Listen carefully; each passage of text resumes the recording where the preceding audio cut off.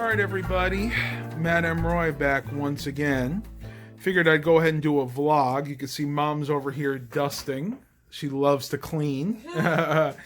And I'm sitting here watching Jay Smart, Will It Run, Scrap, Dodge, and Trep. If you guys have never seen his channel, make sure you check it out. He works in, I don't know if he owns it, but he works at a scrap metal recycling facility, and they get a lot of these old cars in and tries to get them running again, puts the ones that he can get running and driving again up for sale. So it's a pretty cool channel. So, Mom, tell them why we are still here, because last night I said that we were going to be leaving this morning. Around noon. Well, we listened to the weather forecast, and we called my husband. Originally, the Hurricane Dorian was supposed to hit in our area, and it wasn't supposed to be too bad, but it was supposed to hit Friday night, and now they changed it to Friday morning. We were going to go to friends in Pennsylvania, stay overnight, and leave tomorrow morning to go home, but we'd be hitting right in the storm, so we decided to stay here another night, go see our friends tomorrow, and stay over tomorrow night and go back home Saturday. Hopefully everything will be through by then. That's what we're hoping. Now, the latest track has it coming pretty close, and it intensified to a Category 3, so we're looking at sustained winds, at least in our area, of 35 to 55 miles per hour, which is tropical storm force. So we're going to be kind of stuck out for a couple more days. So we said to ourselves, let's go ahead and go to lunch. So we're probably going to go out to lunch around noon. With the neighbor Sandy, and Mom's got the vacuum out because, yeah, we do make a lot of a mess here. Before we leave, we like to clean. I'm going to tell you something interesting. This carpet that you see here was originally in our house in Carmel. You guys bought this in the living room. You guys bought this when you first moved in? Not right away. I'm trying to think of maybe 5 or 7 years after the movie. So figure it's about my age. So this carpet's probably about 35, 36 years old. And it's amazing. Other than the fact it does show dirt fairly easily, the carpet itself is still in immaculate condition. And this is not by any stretch of the imagination an authentic Oriental rug. This is like one of the cheap little rip-offs, replicas, what have you, but it's definitely held up. It doesn't wear, and everybody trots through here because to go from the front to the kitchen, you have to walk through all the time. Yeah, there is no hallway. Basically, that's the front door, and you got to walk here to get into the kitchen. So it's amazing how long that has lasted. We've tried to clean up in here a little bit. I do actually have a Keurig that I keep up here in the back pantry.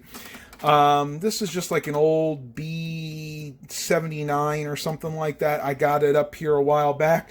Interestingly enough, last time I was up here, I found the filter for it, so I don't necessarily have to use distilled water anymore, but the thing works great. You know, it gets maybe a month's use out of the year, you know, basically whenever we're up here. My uncle does his coffee differently. He doesn't use the Keurig, so every time we leave, we basically unplug it, and we put it here on the back porch in the pantry. And I absolutely love this. I wish our house had a pantry like this. Got the good old pull string there for the light. I usually just keep it sitting right back up there. But I'm not sure what else we're going to get to today. Like I said, we are going to be going out to eat. One thing I want to show you guys that will be featured in another video as soon as I get some batteries for it. Picked up this Tommytronic Pac-Man arcade game. Got this from a garage sale. Don't know if it works. I have no reason to believe it wouldn't because the battery compartment is fully clean. The only problem is this actually takes C batteries. And unfortunately, C batteries are kind of a rarity nowadays. D's you can still find for flashlights. But back in the early 80s when this was manufactured, C batteries were used quite a bit in these little like... what was it, Tyco electronic type games. So I'm going to have to find myself some affordable C batteries. Unfortunately, around here, your only option is Dollar General. And to get 4C batteries, I got to pay $8 to $10, which is more than I actually paid for this thing. So, gonna have to wait probably till I get home. I think I might be able to find them at Dollar Tree. And another thing I picked up at the variety store here, they have a nice selection of Lara bars in. These are the peanut butter chocolate chip. Great price on those too. $5 for 16 of them. Lara bar is one of the best nutrition protein bars out there because basically they have very few ingredients. Like you can see right here, it's got dates, peanuts, semi-sweet chocolate chips, unsweetened chocolate, sugar, cocoa butter, vanilla, and sea salt, and that is it. So if you guys are on a diet/lifestyle change like I am, you want to go ahead and get yourself some of these Lara bars because this is great for a quick snack.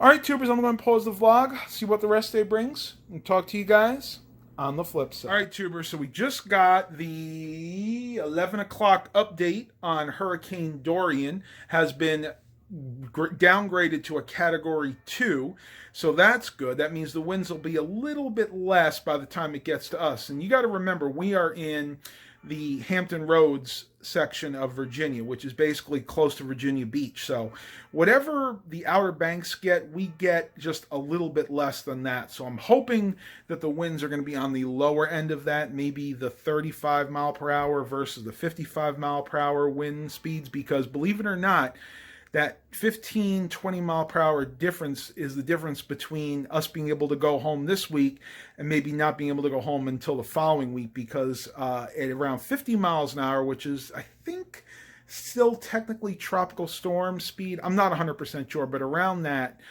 speed is when trees can start going down, knocking out power lines. And yeah, it's true, even at 35 mile per hour, you can get some trees to topple over, but more or less it's just branches falling down, and generally they can get the power lines repaired pretty quickly. So fingers crossed, everybody stay safe. Dad is batting down the hatches. He should be ready to ride this thing out. We'll just have to see what happens. Everybody, we're here in Boudreaux's Bistro, waiting for my meal, but our friend Sandy just got this, and I had to show you these. These are Boudreaux's sweet potato waffle fries, and they look amazing. If you guys are ever in Greene, come and check them out. They're right next to the train station on Route, what's the road here? I think it's 32, but it's where the old mill used to be. I think our food's coming, so I'll talk to you guys when we get back outside. All right, tubers, we are back home in the garden, and I am rightfully tired. Mom and I have been trying to dig up the root to this. We don't even know what it is. It was a pricker bush. Pricker bush. You can see Mom's trying to get that in, but look what I just drug out of the ground. This was the top of the pricker bush, and that is the root. That is how long it is. And you can see basically it was right over here, and the root went from right where that little stem is all the way down over here, like almost parallel with that other stump. And there's still more to get out of there. But it's too close to that thing, and I don't want to break whatever that is. Yeah, I don't know. That's some kind of vent, but I mean, that's not bad considering that was all my manpower. I am rightfully exhausted. So I'm going to take a picture. I think this will be a good one for the thumbnail. I'm going to pause this vlog, see what the rest of the day brings, and I'll talk to you guys on the flip side.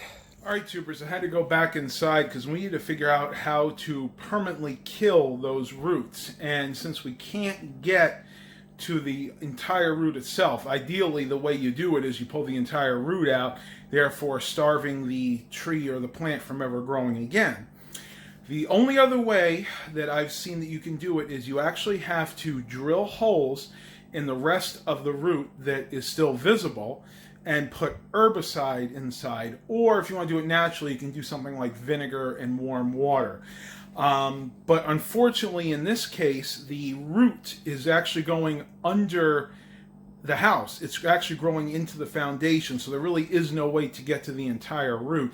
And the problem is every year these things grow back, and they're these really nasty pricker bushes with these really long prickers, at least an inch or two, and they're just a nuisance. They're a nuisance and they're a hazard. You know, when we have to go in there, we have to wear these extra thick rubber insulated gardening gloves, or we can actually get hurt. And I could show you with even those on, I actually got a few punctures. So I guess we're going to have to give that a try. I got to go deliver the bad news to Mom, let her know that probably going to have to go buy some herbicide and maybe get a bigger drill, because, you know, we're not at home right now. I don't have my tools handy, at least not the kind of tools we would need to make the proper kind of holes in there. But it just seems weird that there's no other way to do it.